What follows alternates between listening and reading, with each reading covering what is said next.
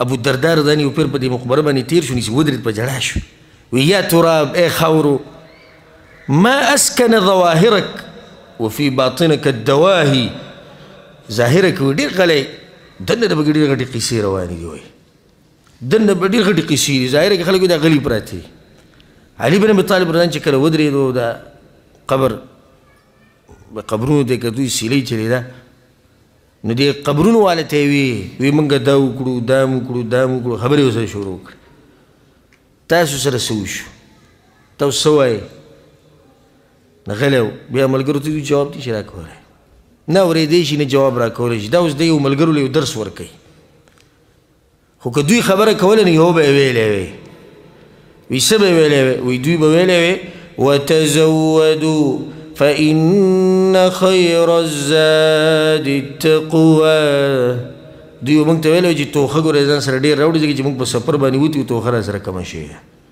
ډېر اوږد سفر دی. والله العظیم د سوچونو نه بره خبره ده چې دا څومره اوږد سفر دی. اسانیږي په ایمان سره، اسانیږي په تقوا سره، اسانیږي په نیک اعمالو سره. دا قبر یو مرحله ده د آخرت او د دنیا په منځ کې. زمونږ ګورې درې ځایونه دي د ودرېدو. یو د دنیا ده، نشوې بیا چې کله شته شوې نو رالې دي دنیا ته، دنیا نه بعد بیا ستا دویمه مرحله هغه قبر دی. د قبر نه بعد بیا غټه خبره ده الوقوف بین یدی الله سبحانه وتعالی، الله ته مخامخ ودرېده. په دې قبر کې دننه غټې خبرې دي، لکه هسې چې ورته ظاهره کې وګورې وړه د کنده ده، وړه کنده دې کې به ګورې سی حدیث کې راځي عثمان بن عفان رضی الله عنه. پېژنې عثمان بن عفان کنه د رسول الله سره څه رشته وه؟ زومې اصولونه یې پې واده وي، دوه لوڼه. رسول صلی الله علیه وسلم که درېیمه وی موږ به عثمان له ورکړی، که درېیمه وی عثمان له به م ورکړی. اشنا انسان وی چې کله به کېناستو د قبر په خوا کې کان عثمان اذا وقف على قبر بکى حتى يبل لحیته. دې ږیره به د اوښکې را روانې شوې، خلکو ته یې د جنت او جهنم تذکرې کېږي. عثمان دومره نه جاړي، دلته ډېر جاړي. وإن رسول الله صلى الله عليه وسلم قال القبر أول منازل الآخرة. قبر د آخرت په منزلونو کې اولنی منزل دی، د آخرت په مراحلو کې اولنی مرحله ده چې څوک د دې نه بچ شو مخې ته کامیاب دی، او چې په دې کې څوک ونښتو هغه مخې ته هم تباه دی. رسول صلی الله علیه وسلم د قبر دا سخته او فتنه او امتحان د دې تشبیه ورکړې ده، وایي دا داسې فتنه ده لکه د دجال فتنه چې ده. دجال فتنه څومره خطرناکه ده. رسول صلی الله علیه وسلم په دې قبر کې هم دقه شان امتحانونه وي. ځکه حدیث کې دا راځي رسول صلی الله علیه وسلم اوحي الی انکم تفتنون فی قبورکم مثل یا قریبا من فتنة المسیح الدجال. په صحیح بخاري کې دا حدیث وایي ما ته الله وحي کړی ده په تاسو باندې داسې امتحان پر قبر کې راځي لکه څنګه چې دغه فتنه دغه دجال ده. عایشه رضی الله عنها وایي و یو پیر دوه بوډۍ رالی یهودیانې په ما پسې کور ته، وایي ما ته وایي چې په قبر کې عذاب وي. نو بیا چې رسول صلی الله علیه وسلم راغی هغه ته مې وایي چې یا رسول الله دوه بوډۍ راغلي وي یهودیانې وایي چې په قبر کې عذاب وي. رسول صلی الله علیه وسلم صدقتا، رښتیا ووایي انهم يعذبون عذابا تسمعه البهائم. وایي دوی ته داسې عذاب ورکړی کېږي چې دا ځناور یې اوري دا ټول یې اوري. الله سبحانه وتعالی په دې کې حکمت دی چې د انسانانو ته یې نه اوري. او ځکه رسول صلی الله علیه وسلم یو پیر په قچر باندې سورو یا په خر باندې سورو او په یو قبر باندې تیر شو، نو د خر دومره ټوپ و چې نږدې و چې رسول صلی الله علیه وسلم دې شاته ولیدلی. صحابه کرام وایي یا رسول الله خیر خو دی؟ وایي خیر دی خو د قبر کې عذاب دی. وایي هغه د خرې هغه اواز واورېدو، ویرې د یرې نه ټوپ و نو نږدې و چې رسول الله صلی الله علیه وسلم ته ولیدلی. حدیث کې راځي چې عایشه رضی الله عنها وایي یو ورځ نیمه ورځ و نیمه د ورځې نیمه حصه وه، او رسول صلی الله علیه وسلم د کور نه ووتو مشتملا بثوبه محمرة عیناه. رسول صلی الله علیه وسلم د کور نه راووتو او د سترګې تکې سرې وې او د منبر ته ډایرېک وختو او په زور یې دا خبره شروع کړه وأظلتكم الفتن خلق فتني رواني دي فتني كقطع الليل المظلم لشبيدري تروب شان تكي توري فتني رواني لو تعلمون ما أعلم لبكيتم كثيرا وضحكتم قليلا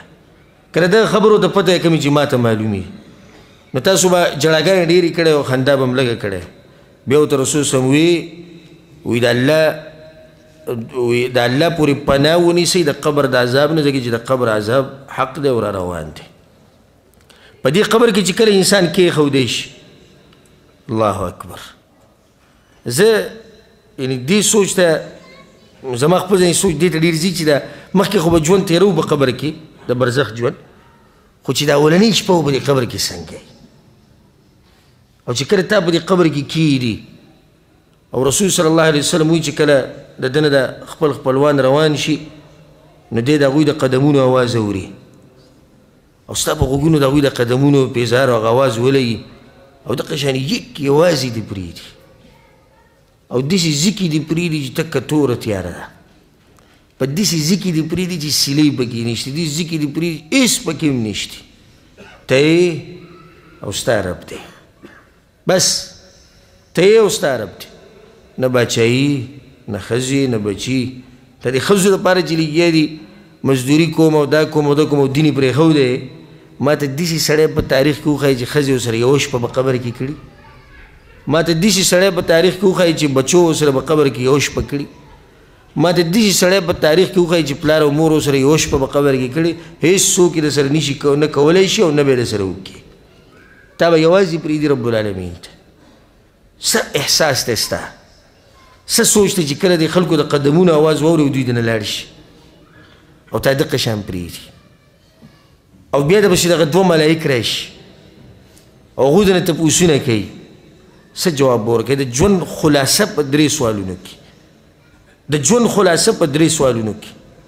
رسول صلی الله علیه وسلم وایي ان احدکم اذا مات په تاسو کې چې یو سړی مړ شي په تاسو کې چې یو سړی مړ شي نو رسول صلی الله علیه وسلم وایي چې عرض علیه مقعده بالغداة والعشي سحر ماښام دته د ځای خوی کي ان كان من اهل الجنه فمن اهل الجنه وان كان من اهل النار فمن اهل النار که جنتی سحر ماښام ورته الله د جنت ته کړکۍ دي چې کوله وکړي وایي دا دې ځای دی ځي بوله خو چې راپاسي او د جهنمي ته ځای خوی کېږي وایي دا دې ځای دی ځي بوله خو صرف دومره دی چې راپاسي دا قبر سبحان الله په دې کې چې انسان کېږي دا قبر راتنګېږي رسول صلی الله علیه وسلم سعد بن معاذ رضی الله عنه پیژنې سعد بن معاذ کنه دا سعد بن معاذ رضی د غزوه احزاب غزوه خندق د خندق جنگ کې لګېدلی زخمی شوی و وینه ترې ډېره تللې وه او بیا د رسول په جومات کې وفات شو خیمه لګېدلې و رسول صم دغه ځای کېدله خیمه لګېدلې چې خدمت یې کوو ملګري ورته نږدې خواله ځي راځي د شپې مړ شو سحر له ملګرو رامنډې والې رسول صم ته ور وټکوي یا رسول الله سعد مړ دی رسول صم ما ته پته نه مړ دی وایي تا ته څنګه پته ولګېد الله عرش رقېدلی وکړی د هغه نه ساه وته دا انسان چې د چا د مرګ سره عرش رقېدلی او په جنازه کې رسول صم وایي چې 80,000 ملایکو کله چې دی د بقي په دې مقبره کې خښ کړی شو دا اوس چې په مدینه کې ده نو رسول الله صلی الله الله اکبر صحابه کرام ډېر مینو په رسول الله هغه به دا قصې نه کولې چې زما مولا جدا او ستا جدا او زما دین جدا او ستا جدا ولې او څنګه او چونکې چنانچې هغه به دا قصې نه کولې خو چې پیغمبر څه کوي دغه به یې کوله چې رسول الله الله اکبر صحابه کرام الله اکبر بیا رسول الله الله اکبر هغه بیا وی الله اکبر رسول الله بیا وی الله اکبر هغه بیا وی الله اکبر وی د مدینې د مقبرې څخه وخوځېده په دې اواز باندې صحابه کرام یا رسول الله تاسو تکبیر وی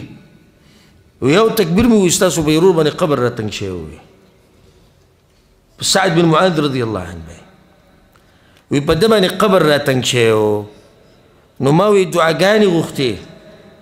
او الله ته مې منتونه کول او زارۍ مې کوله چې الله سبحانه وتعالی دې د دې نه بچ کړي نو یا قبر ورته پراخه شو دغه شان رسول الله بدأ تنقل خبرك لو نجا أحد من ضمة القبر لنجا منها سعد ابن معاذ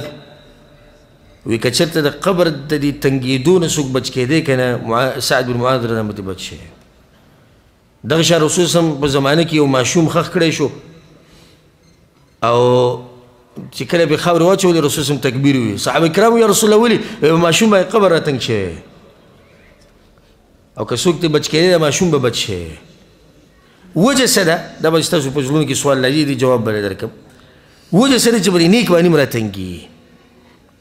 جواب د قبر راتنګېده به دوه قسمه یو داسې راتنګېدلي چې نقصان ډېر نه ورکوي او بعض علما وایي چې دا د محبت د لاسه راتنګېږي لکه مور چې خپل بچی ډېر وخت بعد وویني نو په زور یې راونیسي اکثر وله زور ورکړي د خپلې سینې ته یې سم نږدې کړي او که راتنګ هم شي په دې نیک انسان باندې خو د لږ وخت دپاره یي هغه دله تکلیف نه ورکوي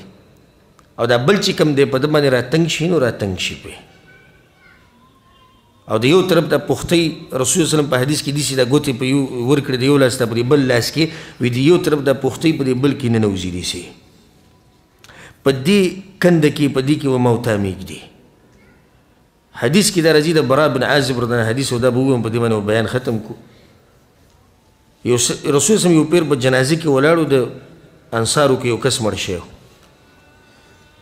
نو برا بن عازب رضی الله وایي چې فانتهينا إلى القبر ولما يلحد من قبر للاړو خو لا کنستی شوی نه فجلس النبي صلى الله عليه وسلم رسول صلى الله عليه وسلم کېناستو وجلسنا حوله موږ وسلم کېناستو او دا سرونه هم داسې ټیټ نیولي و کته مې نیولي و هغو ډېر محترم و وایي داسې لکه زموږ په دې سرونو باندې چې مارغان ناسي وفي يده عود ينكت في الأرض او د رسول صلى الله عليه وسلم سره داسې یو لرګی و په دې ځمکه یې داسې ووروو په دې خاورو کې وی بیا یې وویې سر یې راوچت کو موږ خبره کوله چې رسول صلی الله علیه وسلم دې ملګرو ته خبره شروع کړه په دغه موقع باندې وإن العبد المؤمن إذا كان في انقطاع من الدنيا وإقبال من الآخرة مؤمن سړی چې کله مړ کېږي د دنیا نه ځي او آخرت په سفر باندې وځي نزل إليه ملائكة من السماء بيض الوجوه د اسمان نه ملائک راکوشي تک سپین مخونه یي کأن وجوههم الشمس او مخونه د هغوی داسې یي لکه نور معهم کفن من اکفان الجنه او د ځان سره د جنت په کفنونو کې کفن هم راوړي وحنوط من حنوط الجنه او د جنت په خوشبویانو کې ځان سره خوشبو هم راوړي د هغه په خوا کې کیني بیا ملک الموت راشي کوم چې مشر دی او د ساه اخلي حتی یجلس عند رأسه نو د دې سړي د سر په خوا کې کیني د چا چې زنکدني نو ورته وایي چې ایتها النفس الطیبه اخرجي الى مغفرة من الله ورضوان ای پاک سا روزه هغه طرف ته روزه چې هلته د الله مغفرت دی او د الله رضا ده یو حدیث کې داسې راځي چې روزه الى روح وریحان روزه د خوشحالۍ ژوند ته د سکون او د اطمینان ژوند ته مطمئن ژوند ته او د دې رب طرف ته روزه او دې رب طرف ته لاړه شه چې هغه ته ناراضي دی او دا غټ خوشحالي ده او غټ نعمت دی چې الله سبحانه وتعالی راضي شي زموږ نه الله سبحانه وتعالی زموږ نه راضي شي بیا د ده نه چې کله دا ساه وباسي نو د ده په لاس کې د نور ملایکې پرېني او ځان سره ویسي بره اسمانونو ته به بره وخېږي اوږد حدیث دی ځکه اوس د حدیث به تفصیل کې لاړم نه دا خبره به رانه ښه اوږده شي خو په دې ځای باندې دا خبره ختمومه او هغه ما ته ولګي پته ولګي چې کله زما د بیان د ماښام ماسخوتن منځ په منځ کې دی نو چې دا د دې دا ټیم د دې قسم موضوع دپاره هغه نه کافي کېږي خو انشاءالله که چېرته الله بیا ژوند راکړو نو د دې ځینې به خبره پوره کوو چې دا ساه چې کله دا دغه واخلي دا ملایکه او اسمانونو ته خیږي بیا د هغې نه به څه معامله کېږي په اخر کې زما تاسو ټولو ته دا نصیحت دی چې د نن نه یو نوی عزم نوي اراده وکئ یو نوی ژوند شروع کئ الله سبحانه وتعالی ته رجوع وکئ او که څوک دا وایي چې زما ګناهونه ډېر دي زما ګناهونو سره به څه کېږي الله په قرآن کې دا خبره کړې ده قل ووایه پیغمبر دې خلکو ته یا عبادي الذین اسرفوا علی انفسهم لا تقنطوا من رحمة الله. وای هغه انسانانو ته چې ځان سره ظلمونه کړي، زیاتي کړي، ګناهونه کړي، د الله د رحمت نه توبه مه قطع کوئ. ان الله يغفر الذنوب جميعا. یقینا الله به درته ټول ګناهونه وبخښي. د نن نه یو نوی ژوند شروع کړي، خپل عقیدې مسله برابر کړي، د رسول صلی الله علیه وسلم تابعداري شروع کړي. دا قصې پرېږدئ چې دی سوی پلانې سوی علانې سوی، خو په کوم ځای کې چې ته د رسول صلی الله علیه وسلم خبره راورسي، صحیح حدیثونو د رسول صلی الله علیه وسلم خبره ثابته شي، په هغې باندې دغه وخت نه عمل شروع کړه. ځکه په دې قبر کې چې بدن نه تپوس کېږي نو د دې پیغمبر صلی الله علیه وسلم په باره کې به کېږي. کوم وروڼه چې د مانځه پابندي نه کوي، د مونځونو پابندي شروع کړي. کوم وروڼه چې دروغ وایي، دوکې ورکوي، حسد پکې، کینې یې په زړه کې مسلمانانو ته، د خپل زړونه پاک کوي. کوم وروڼه چې د خپلو خپلوانو نه د هغوی نه لرې دي، د هغوی سره تعلقات نه ساتي، د هغوی سره دعا سلام نه کوي، د هغوی سره مرستې نه کوي، د نن نه واپس شي، د دې خپل کار نه توبه وباسي، غټه ګناه ده. کوم ملګري چې مور پلار ته خفه دي، د مور پلار راضي کوي. څوک چې ظلم زیاتی کوي، د نن نه ظلم زیاتی پرېږدي. او څوک چې دې قسمه مجالسو کې شرکت نه کوي، د نن نه شروع کوي. دا مکتب دی، الله سبحانه وتعالی دا مکتب آباد لري همیشه لپاره. په دې کې دا درسونه کېږي، بیانونه کېږي. راځئ وله راځئ که نه به راځئ؟ هغې له راځئ، دین یې زده کوي په پښتو ژبه کې، په اسانه ژبه کې، په اسانه طریقې سره. سوچه دین، قال الله وقال رسول. الله سوی د الله پیغمبر سوی، ډېر قصې پکې نشتي. الله سوی د الله پیغمبر سوی، سوچه دین دی.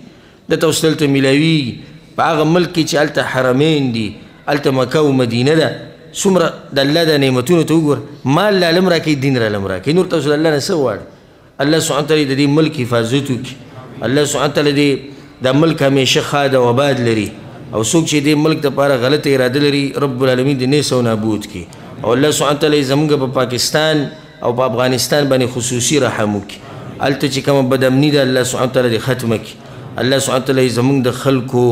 فقر او غریبي ختمه کړي. الله سبحانه وتعالی دې زموږ د خلکو په زړونو کې چې کومه یره ده، بدامني ده، الله دې هغه ختمه کړي. الله دې هلته